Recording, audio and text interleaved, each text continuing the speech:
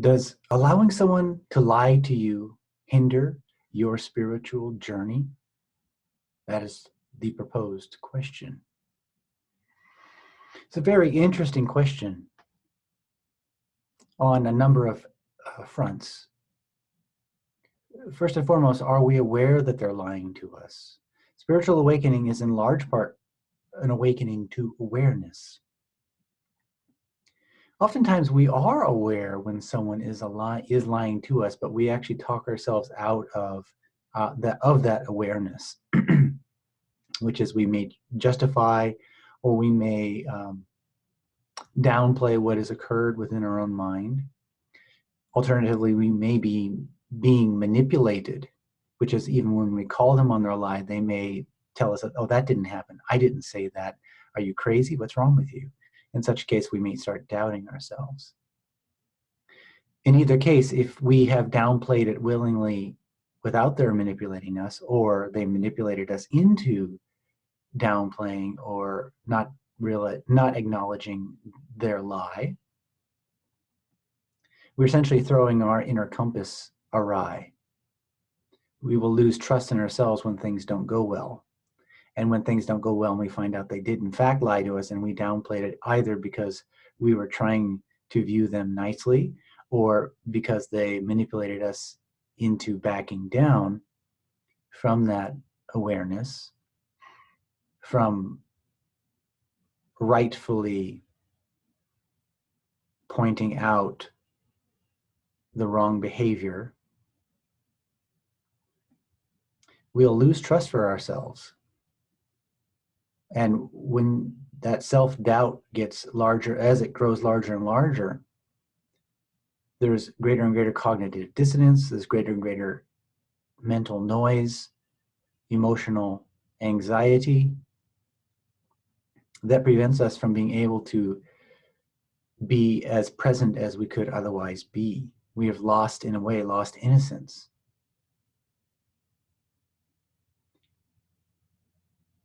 Another aspect of this is the question itself sort of implies that we are around people whom we know are lying to us. And the old saying, birds of a feather flock together. If we are around people, whether friends or family, it matters not. But if we're spending a lot of time around people, our primary associations are with people who are lying, that will have a big impact on you. In fact, the greatest influence on our awakening process, especially early on, is who we are with. If there were one change that I would recommend early on for people in the spiritual awakening process, it's to start to weed the garden of relationships. Weed the garden of people who are narcissistic, who are leading self-absorbed lives, who have no meaning or purpose or direction in their life, and start to fill it with individuals who are moving towards something positive, a meaningful purpose and inspiration. Because that's infectious, and it will help you to be able to move towards what is meaningful and towards your passions. Find friends who will support you in your awakening path and doing that which is meaningful for you, and who would like to see you make progress and will be there for you when things aren't so well, but be there for you in a way that helps you to move forward. Which means friends that are honest, and sometimes they may have to disagree with what you do because they care about you. Surrounding yourself with people who always agree with you and don't feel that they can speak honest with you, that tells you that, one, you haven't been part of the of creating a relationship which is open and trusting, or two, you yourself are not open and trusting, and you don't really want anybody to be honest with you, or your friends don't want to be honest, and you're afraid to step out of those relationships and into the unknown.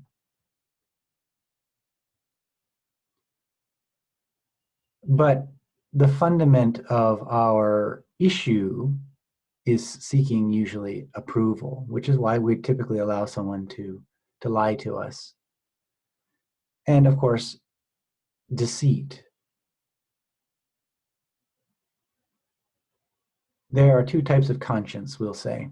There's the type that's been socialized, that's been added to us through socialization, the voice of our parents, the voice of our teachers, the voice of society, which we hear in our head as a kind of inner critic, or that gives us a narrative warning. But there's another kind of conscience which is much more subtle and that people often are unaware of, and this is the awareness of spaciousness. It becomes a conscience of sort. It hasn't a narrative voice. When people feel small and confined and narrow inside and imprisoned and all that sort of thing, what it means is that they're not living their life, not just in the grand scheme, but even in the moment, through regular activities that are supportive of the direction and flow of the soul, for lack of a better term, the more fundamental, that which is truly spacious, that which is all encompassing. Religious people might say the voice of God, or it's not really a voice in this case, but that deepest place of being within that's utterly beyond the mind. And as we resonate more and more with that, there starts to become greater and greater sense of spaciousness and connectivity to the world around us. That has nothing to do with philosophy or ideology. It's a felt sense. It's not imagination. It's a felt sense. But whenever we behave in a way, whenever we're projecting malice or deceit, self-absorption, these types of activities, it cuts us off, cuts our awareness off from being. It's not a punishment. This is just the effect of malice, the effect of deceit. And so it doesn't really so much matter whether someone's lying to us or we're lying.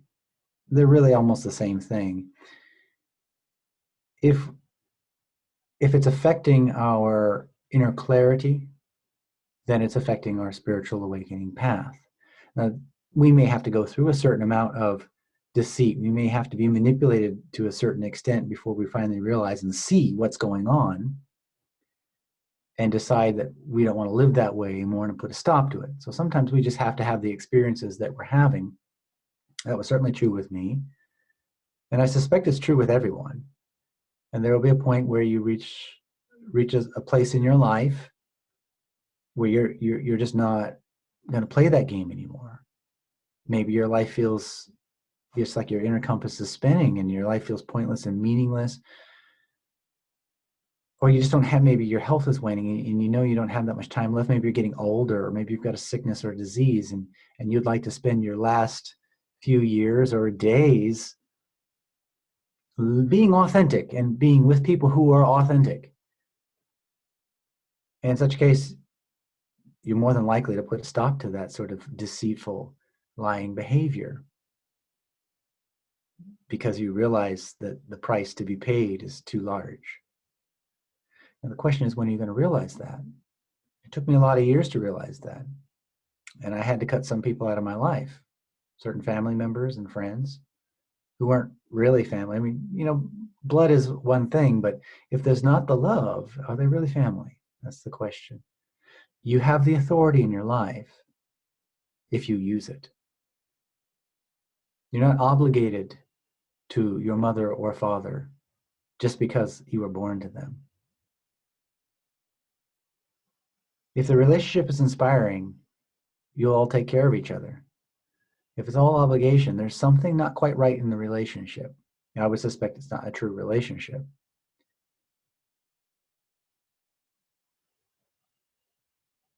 What I noticed when I had my, what we say, profound awakening moment, it was as if a perfectly pure, clear spirit had entered my body and the old one had died off. And it truly felt as if I was in my body for the first time, looking at the world almost through alien eyes. And the first person I saw was my wife.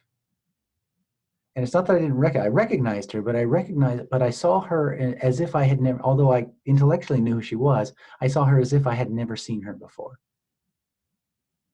And I interacted with her purely, and it was so beautiful. And this was a person that I am absolutely not with out of obligation. It was so beautiful and so meaningful, the relationship.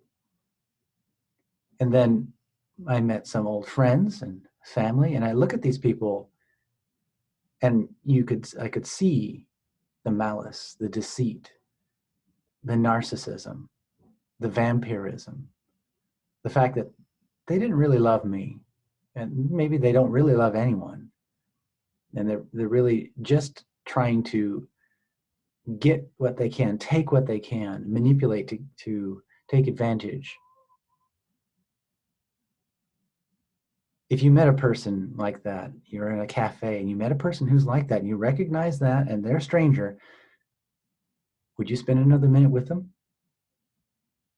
Or would you take care of yourself, your family, and everybody that you love, get up and move yourself far away from these people as you can? If you're truly respecting your own body and space and the world for that matter, you won't spend time with those people just because they have the same family name with you. Should we stop taking care of ourselves? Should we stop creating the best environment for ourselves and our family, our children?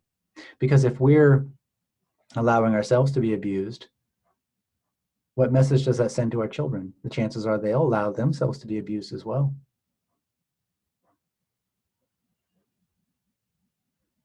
What we're really talking about is, do we love unconditionally? And what I mean by that is, do we love and care for our own body in a way that would allow it to bring out its best qualities, to express itself as best and authentically in the world, and to move toward it, what is meaningful every day? Are we supporting that process, or are we allowing others to sap us, to take advantage of us, so that the body never has a chance? Are we exemplifying this process of love to our children and helping them, aiding them to bring out the very best in themselves, to take on the challenges and meaningful things in life themselves? And it doesn't stop with our family and children. When people around us see that we're living a vibrant, inspired life, well, that helps them to live an inspired life. They might think, I'd like that. A lot of people will think, I like that.